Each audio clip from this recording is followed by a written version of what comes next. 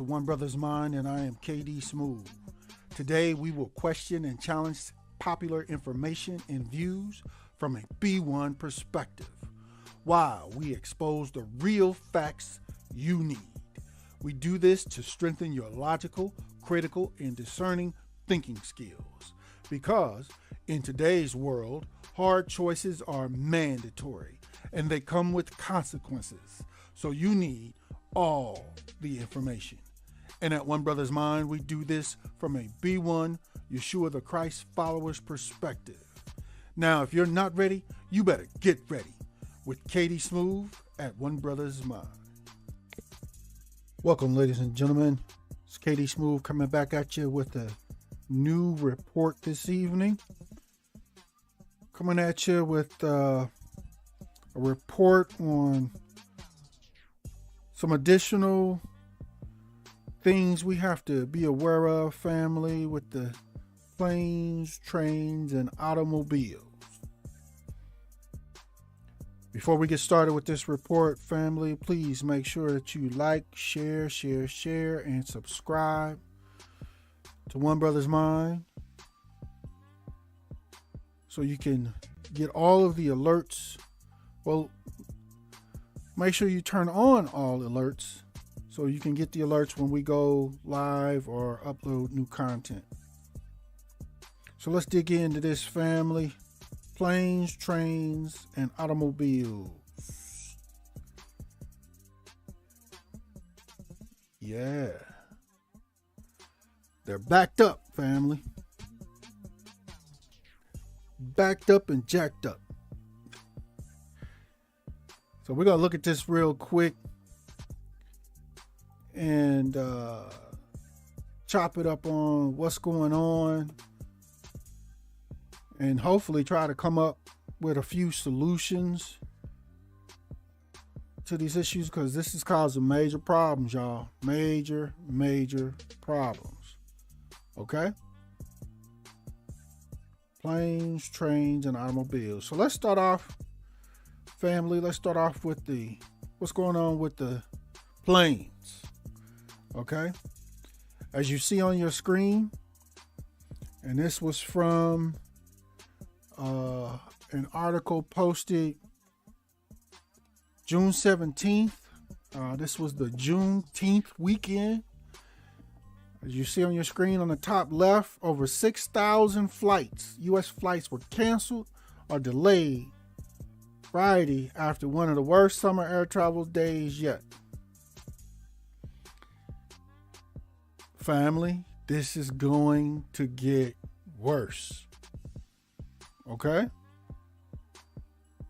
So you may be asking yourself, well, what is it that's causing these cancellations and all this trouble with the airlines?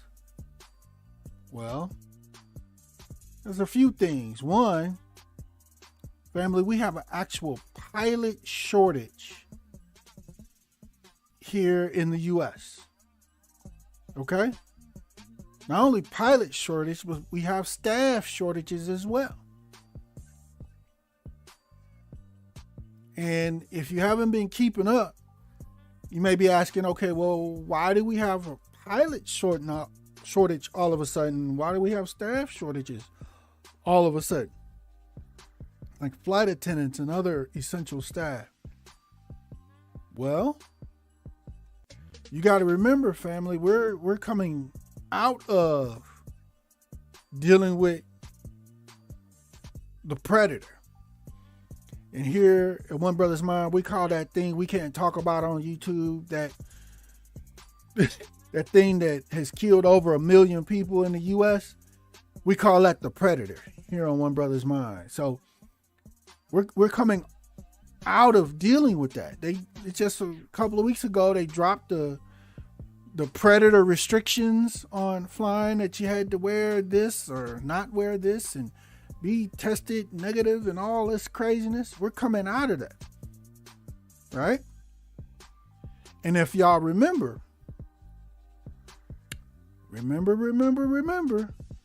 there was a lot of ooh-wee terminations while the predator was going on. And again, family, here at One Brothas Mind, we call that thing that all the government and all the companies wanted, everybody wanted, your job wanted, said you had to get that thing you had to go get done to you. We call that the ooh-wee. So the predator and the ooh-wee. So you had a whole bunch of people who did not want to get the ooh-wee. They said, no, I'm not doing that. And so they got terminated. Remember?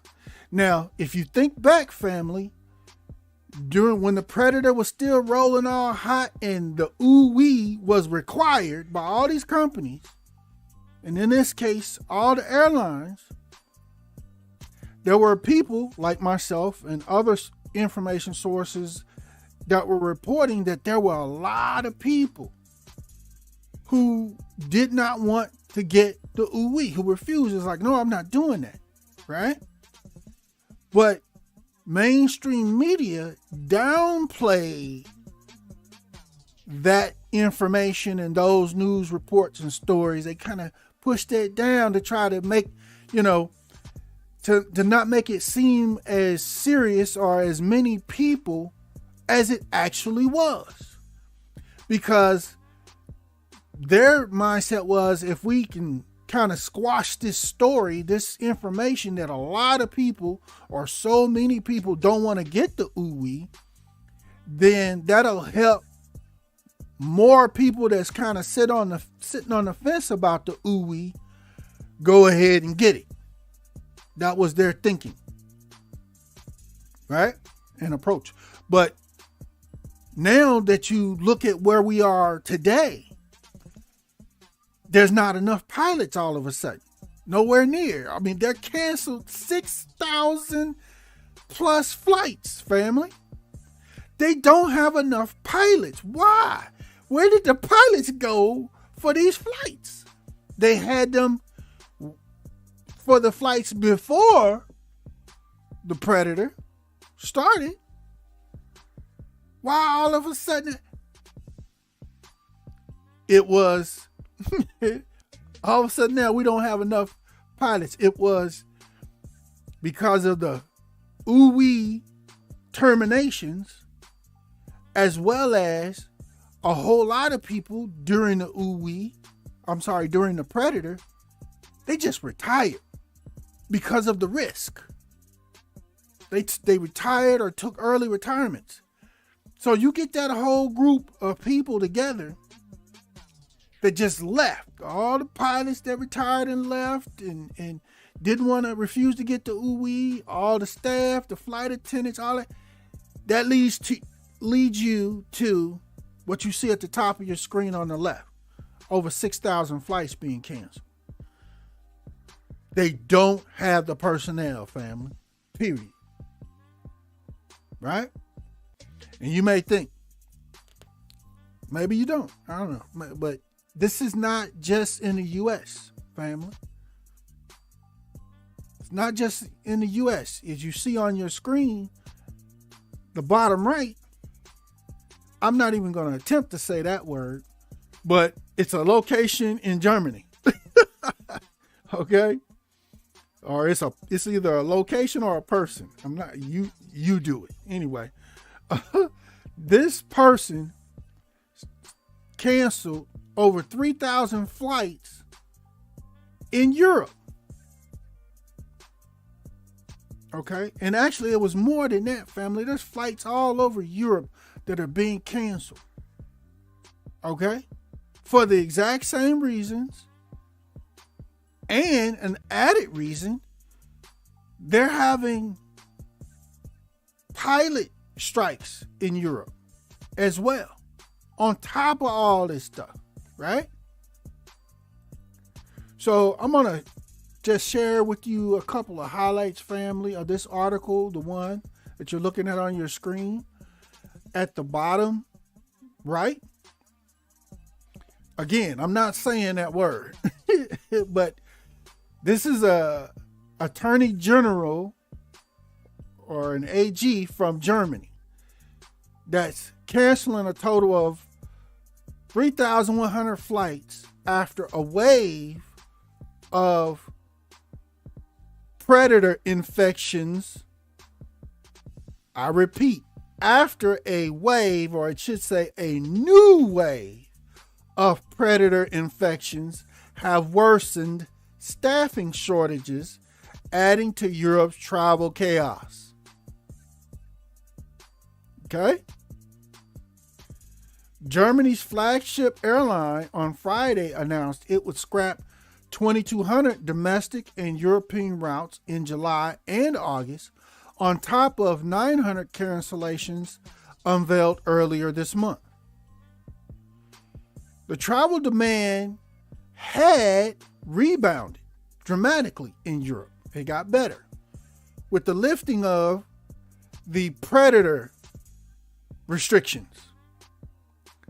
But that left some airlines struggling to cope and subjecting passengers to hours-long waits and cancellations.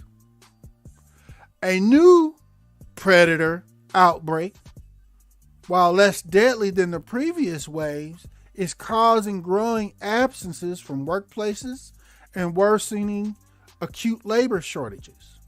This is in Europe, family.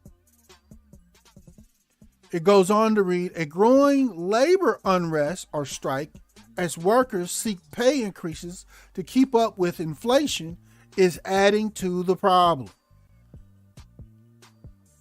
With strikes threatened or underway at airlines including Ryanair Holdings and IAG SA British Airways, the problem is getting worse, not better. They're literally struggling to attract ground handling staff as well over the same pay disputes. Okay? Ryanair workers were set to stage walkouts in countries including Italy, France, Portugal, and Belgium, where flights are set to be disrupted Friday or over the weekend. British Airways check-in staff are set to strike at London Heathrow Airport.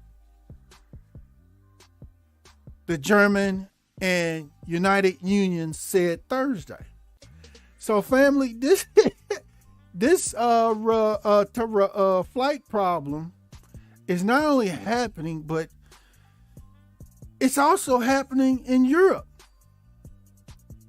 And when you have U.S. canceling flights, Europe canceling flights, it's actually affecting the global airline industry, because those flights are not able, like say international flights, these flights are being canceled. They're not going to their destination. So they're not there to also return from their destination as flights either. So people at whatever international destinations, their flights are canceled as well. I mean, it's family. Do y'all see are y'all paying attention? Are y'all watching what's going on? So you say, okay, Katie Smooth, okay. Well then, what we supposed to do? What's the solution to this? Well, the solutions are very thin on this one, family. Right? The first solution is, if you are looking to take a flight somewhere, you might reconsider right now. You might decide not to go. If it's a flight you absolutely don't have to make, because everybody's at risk. You're at significant risk of your flight being canceled or delayed or rescheduled. Okay? You're at significant risk. An additional thing that you need to start doing, if you're not already doing, if you are looking to book a flight to go somewhere for whatever reasons, and you're going to also book a hotel room or hotel stay, before you book the flight, once you've identified your hotel stay that you're going to book, call that hotel and ask them if they have a flight cancellation refund policy going on. Or in other words, if your flight gets canceled by the airlines, will you be able to get a full refund for your hotel booking? You booked the hotel and before you book your flight. Because a lot of people are getting caught up. They're not reporting this on mainstream media, family. A lot of people are getting caught up in losing money because their flight got canceled. And then all of a sudden the hotel's using their general cancellation policy. Well, it's out of our hands. Well, no, my flight got canceled today. I would have been there, but So again, start calling your hotel rooms before you book the flight and before you book the hotel, and find out if they're offering full refunds for hotel stays that are canceled due to flight cancellations. At best, they can say, well, if you just bring in some paperwork from the airlines or something that confirms that your flight was canceled and submit that to us, we'll go ahead and issue a full refund. Some of them will. Definitely check with the hotel that you're dealing with. Okay, family? The other potential solution, or the one that was always seemingly there, was, well, if there's some problems with your flight or flight cancel, you can just drive to your destination, right? But the question now, the question is that a good alternative anymore or currently? Or in other words, where it used to be always cheaper to just drive, it just would take you a little longer for your trip. Now, is it still cheaper to drive if your flight gets canceled? I'm going to give y'all an example. Let's say,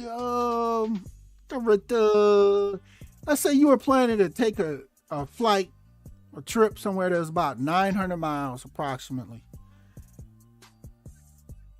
Right? And your flight got canceled, whatever, or you're being smart, you're trying to pre-plan to say, if it does get canceled, let me calculate the calculations and see how much it would cost to just drive it. I know it'll take me a little longer, but let's see, right? Well, the average person, you're not really going to drive a full 900 miles in one day, right? So that's going to bring in some additional costs, okay? So if you calculate your mileage, multiply by the current, like say the national average right now for gas is about $4.90, $4.80, somewhere in that area, a gallon.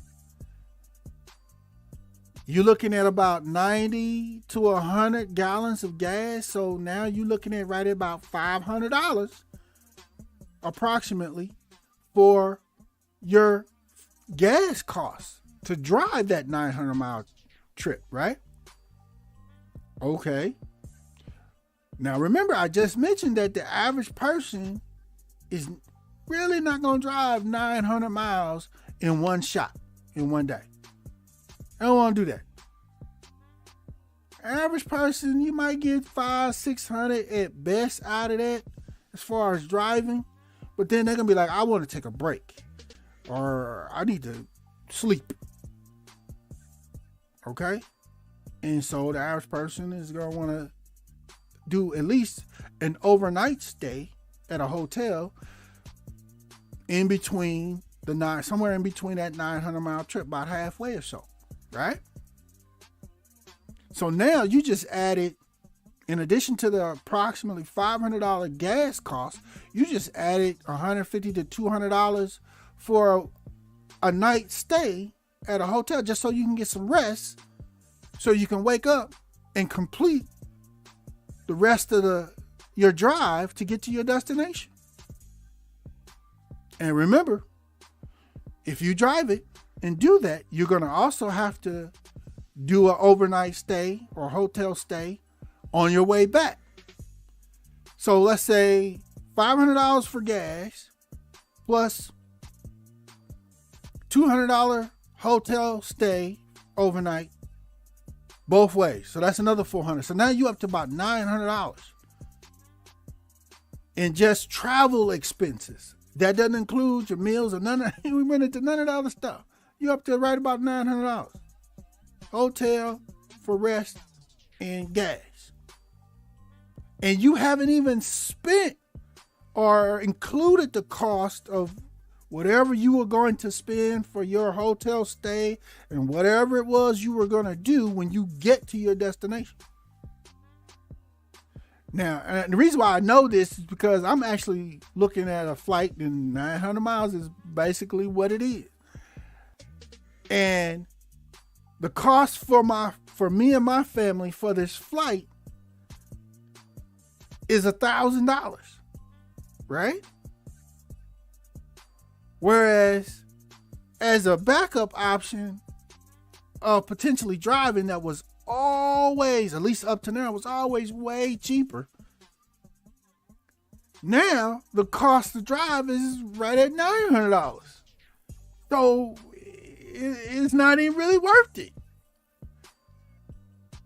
Yeah, you will eventually get to where you're going, but as far as cost wise, it's not even really worth it.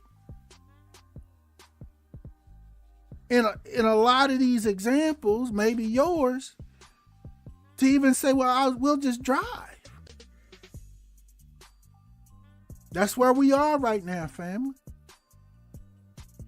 So again, there's not many solutions for the problem with all these flight cancellations and all that right now. If you get your flight and you get where you're going and back, great. You beat the system. But for all these people in the US as well as Europe and everywhere else, hey man, this is crazy right now. So again, you may want to consider, you may say, I'm gonna go ahead and schedule it. Okay, but if it get canceled, we canceling everything. Get your refunds and then be like, all right, we'll just try to go at a later time. And that ultimately may be the better option, because with the high prices of gas right now, it's not even really a as far as cost, a better option anymore. Okay? Let's move on. Planes, trains, and automobiles. How many of y'all in the last couple of weeks have seen trains or come up on trains that look like this now? These double stacked trains. They popping up everywhere, y'all. Did you pay attention? Did you actually ask yourself why all of a sudden the train is double stacked, or it never was previously? You ain't used to seeing double stacked train, right? Why are they double stacked right now? What's going on? I know I saw one a couple days ago. I was like, wait a minute. They got two carts on it. Wait, what? I watched that whole train. It was flying. I was like, oh. And I said to myself then, I said, are you trying to really use trains to move supplies? to help move these supplies because of the backup with the truck drivers and stuff.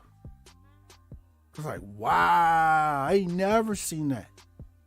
They're doing it, family. Have you seen one? But after seeing that, I went to look into it a little bit more, family. And there's actually more to it. I mean, that's what's happening. That is what's happening. But there's even more to why it's happening.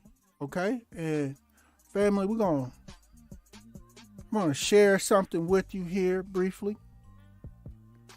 I'm going to share an audio clip with you. Okay?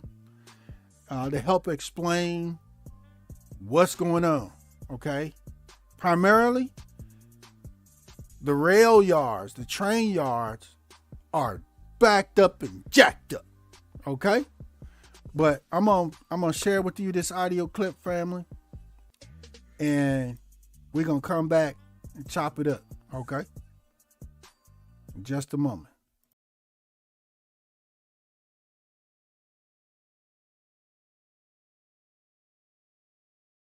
U.S. port backups are extending into freight rail supply chains. The congestion is raising costs and adding complications for importers managing the flow of goods in a fragile U.S. economy. By Paul Berger. June 24, 2022, 2:14 p.m. Eastern Time. Port bottlenecks that have tied up U.S. supply chains are spreading from the docks to the country's freight rail networks, raising costs and adding new shipping complications for importers trying to manage the flow of goods. Some retailers are waiting weeks to move cargo by train out of Southern California's ports of Los Angeles and Long Beach, while others are giving up on the railroads and shifting shipments of furniture, apparel and other consumer goods to trucks for long inland journeys on highways. The backup stretched to major freight hubs including the key transit point at Chicago, freight executives say, where containers have been piling up at rail yards. The congestion has led BNSF Railway Company, a unit of Berkshire Hathaway Incorporated and one of the main rail operators connecting the U.S. West Coast to inland points, to limit the number of boxes the railroad will carry out of the Southern California port complex. Lisa Loeffler, Senior Director of International Logistics for Black Diamond Equipment Limited, an outdoor sports goods retailer based in Salt Lake City, Utah, said her firm is shifting some goods to trucks even though that can add thousands of dollars per load to already high freight costs. This is what we were doing at the peak of congestion in 2021, Ms. Loeffler said. The congestion in intermodal operations, which combine truck and rail transport for longer freight hauls, is adding to delays in getting goods to distribution centers and stores. It also adds to headaches for retailers coping with inventories that are mismatched to shifting consumer buying patterns and raises shipping expenses at a time when transportation costs are contributing to decades-high U.S. inflation. U.S. importers have struggled for more than a year with weeks-long waits for vessels to unload at the California ports, the main U.S. gateway for goods from Asia.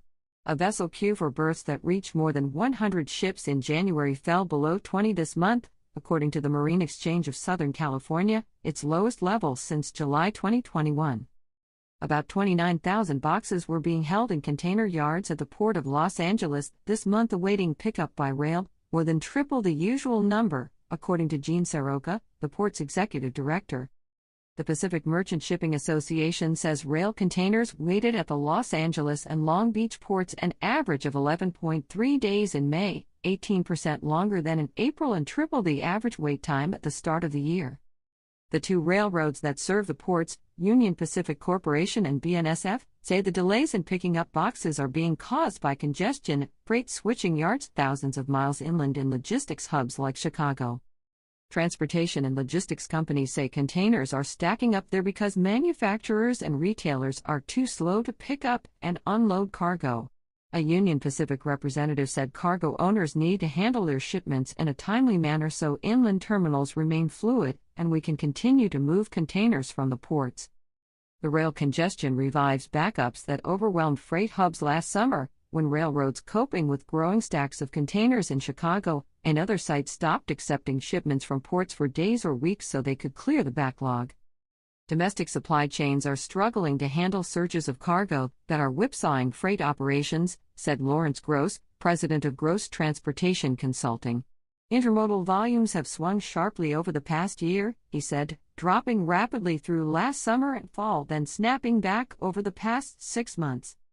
This push-pull is very difficult to deal with, Mr. Gross said, particularly when railroads don't have much warning of what's coming and the changes are severe. Tom Williams, Group Vice President for Consumer Products at BNSF, said the railroad is limiting the number of containers it moves out of Southern California ports until it can be sure it has the capacity to handle them in Chicago.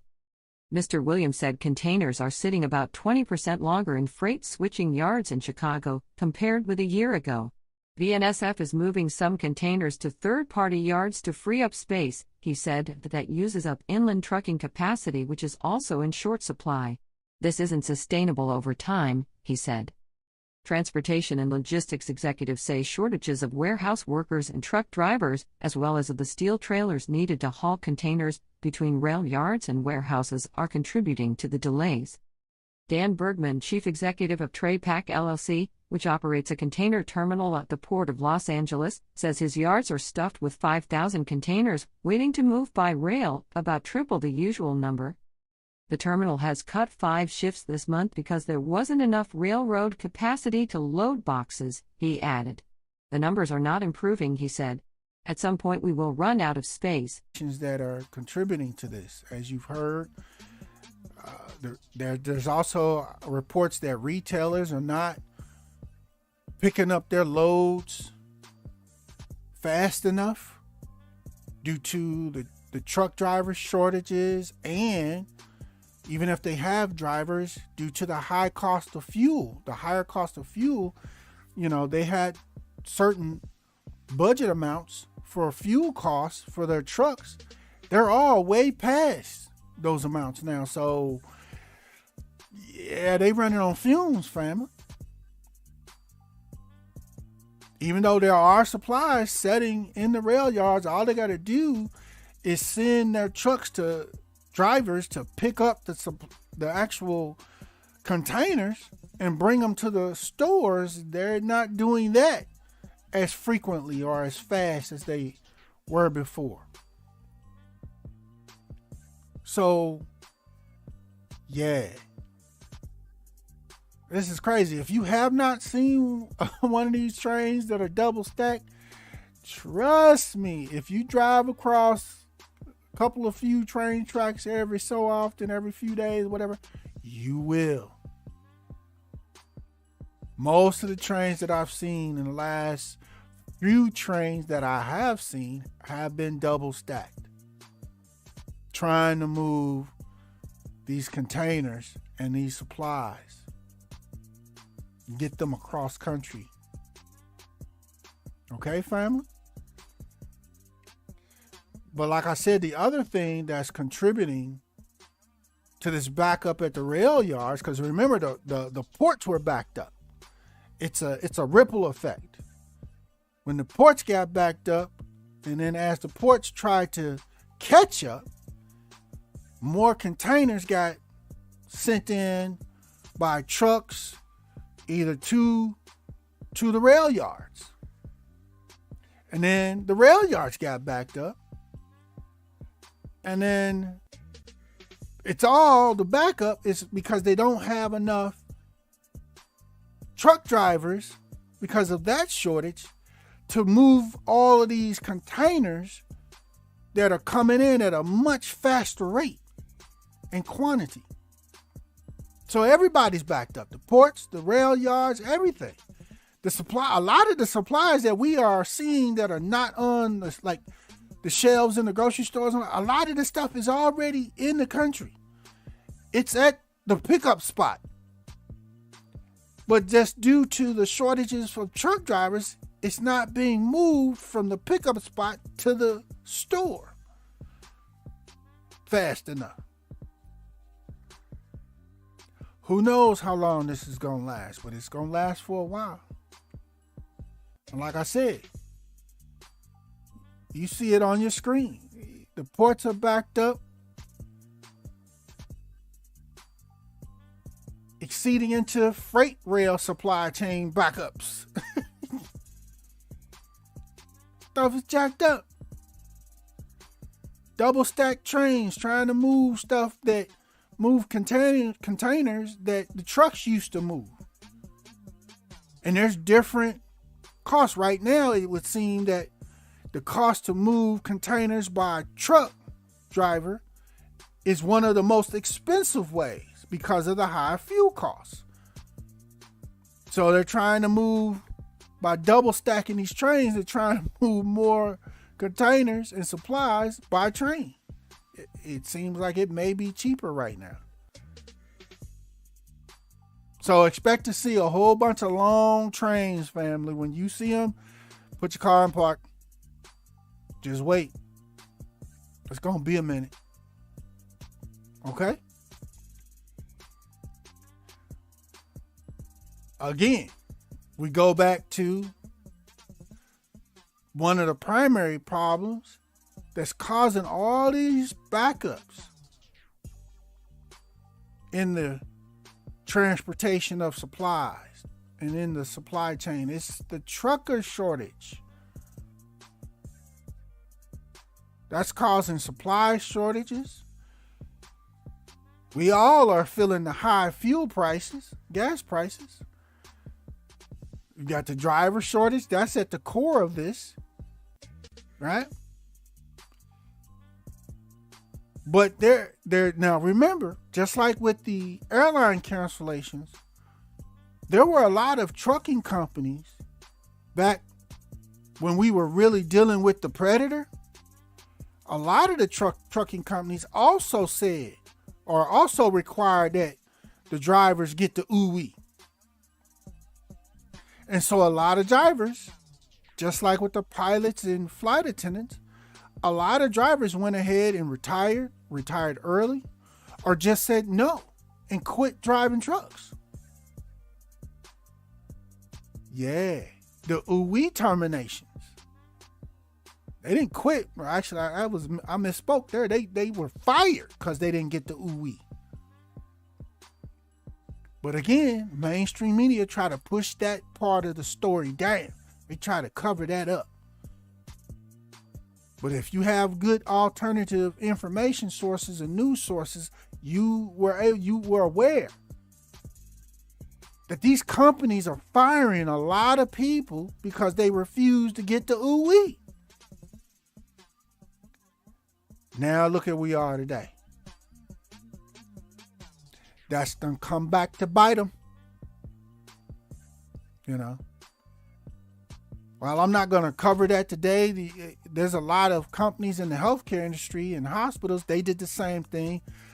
And after the predator seemed to calm down, some healthcare facilities and hospitals actually started calling the people that refused to get the ooh-wee that they fired.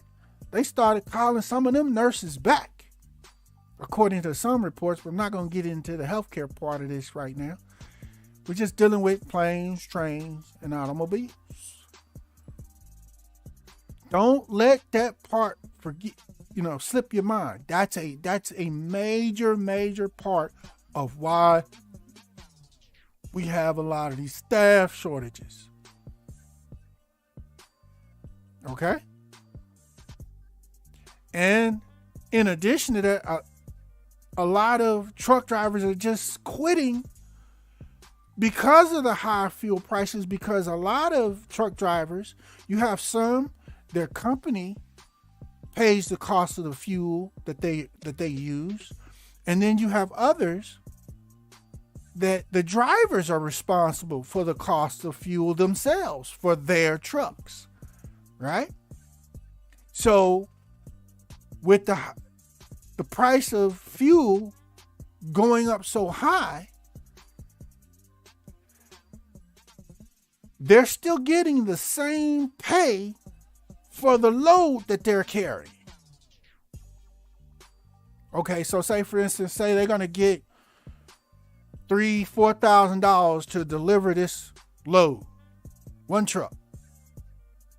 And before the predator, the price of fuel, it may cost them, I don't know, a couple of few $100s. So the rest was profit to them. That was what their pay was. Okay. I'm not a truck driver. I'm just speculating here. I'm just saying the cost of fuel was lower. Whereas today, they get that same load to run for $3,500. The cost of fuel now, for them to make this load, could be $1,500, $2,000 just for fuel alone or more. So now they're not making the amount of money or income that they were making driving these loads anymore. That's happening to a lot of drivers today and causing a lot of them to go, man, this is not worth it anymore. And they're quitting. I can't survive on my income that got cut dang near in half. And that's just primarily because of the higher fuel costs. I mean, I know a lot of the drivers are saying, okay, with the cost of fuel being higher, y'all got to pay me more than if it was $3,500 for a load. Y'all got to raise it up to $5,000. My price is higher because I still got to make a living, right? So they can try to negotiate some, but they ain't really gonna be able to, really put their foot down too hard in their low price negotiations because, most of these companies can find another driver right next to them that'll go ahead and take the load for the same original price or lower. Family, there's a lot going on right now. A whole lot. And it ain't just, mainstream media is not really reporting on the details of what's going on with all these different pieces of the supply chain and the as well as the flight industry. Okay? So right quick, family, I'm going to share with you guys a video that goes a little more into detail and talks about a few other things that is going on with the truck drivers. You can hear from truck drivers themselves. Okay, family? Because there's some additional stuff that's going on. Okay? And they do a better job of breaking it down than I do. Okay? So let me share this with you right now. Okay?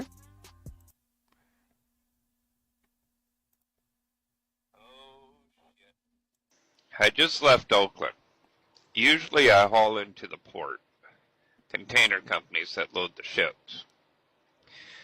Well, when I got to Oakland, there was something very eerie. Remember when all the ships were stacked up and we couldn't get the shit off them? The ports are empty. There's no ships. They used to be jam-packed. So I went over to say Pacific container company where I have a friend. He says he's going to be out of a job next week because Tyson and JBS will no longer be shipping meat to the port. Heads up, people, it's going to happen a lot quicker than you think. Oh shit. I just left. Okay, there you go, family. There's some lot of other stuff. Now, that meat company or those meat companies not sending through the ports through that option anymore, maybe because of the higher fuel prices and the higher cost. They may have decided to use a different method. It may be slower. There's a lot of different logistics that come with that. Okay. There's also, I was planning on having it for you, but there's also a report from another truck driver where he was talking about He literally was parked in a whole line on the highway of backed up trucks, right? And he was parked, as well as the whole line of trucks parked behind him on the highway. He said majority of them were low or almost out of fuel, and that's why they were parked there, right? The other reason why they were parked there was because, there's a truck refueling station or truck gas station right there where they were parked at. And it wasn't that there was a long line, of trucks to get some gas, to refuel and get going. No. The actual truck refueling station was out of gas for the trucks. They had ran out because there were so many trucks coming through on that highway strip back to back right at the same time. And many of them, by the time they reached that point, needed to refuel.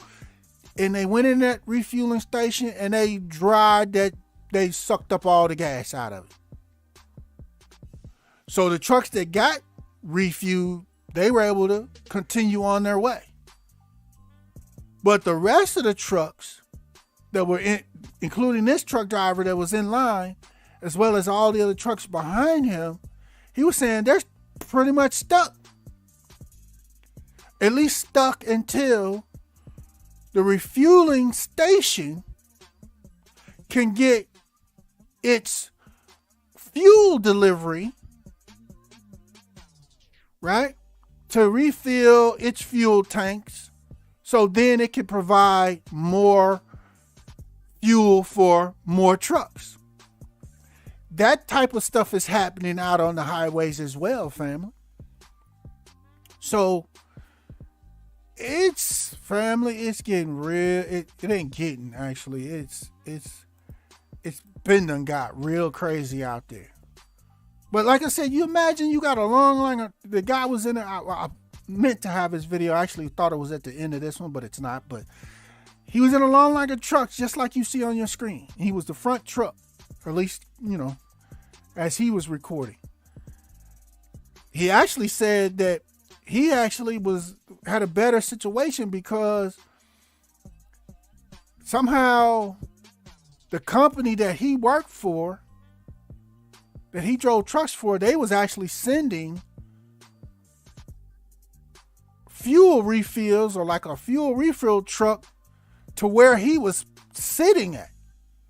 All he had to do was wait until the company's refuel truck arrived. They were going to fill his tank back up and he can go.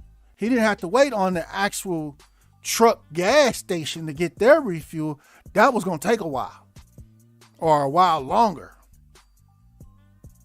So again, family, you might be saying, well, what can we do, man? Well, the point is, you should be preparing, family. You should definitely be preparing. You should have started your own garden. Start growing a lot of your own foods, because the shortages most likely are going to get much worse. Okay? As far as the things that are at the stores that you go to, you should be stocking up. All the essential things and your core things, you should be stocking up, family. I know for myself, I stocked up and built my backup food supplies and stuff years ago. I've been doing it for years. It actually pisses me off to go into the grocery store now to see what the prices of everything is currently, because I remember what the prices were when I was stocking up years ago. And I'm like, it makes me not even want to buy any more of the supplies and things with the current inflated prices. I mean, for example, I used to, there was I found at one grocery store there was a 10-pound bag of chicken quarters. Back 4 or 5 years ago, it was like $6, $6.50 for that whole bag. So basically 65 cents a pound, right? I went back to that same store just yesterday. That same bag of chicken is now $9 a pound. Or $9 a bag, so 90 cents a pound. And that's cheap chicken. All the other stuff is even higher than that. So it like I said, it makes me not even want to buy no more because I'm kind of thinking, well, I need to wait till the prices go back down. But that's the problem. They're not going to go back down, or at the very least, they're not going to go back down anytime soon. Okay? So if you got your garden started, or you get it started, and you're stocking up, as these supply shortages and food shortages get worse, family, you better make sure you got your power tools. Shout out to Professor Black Truth.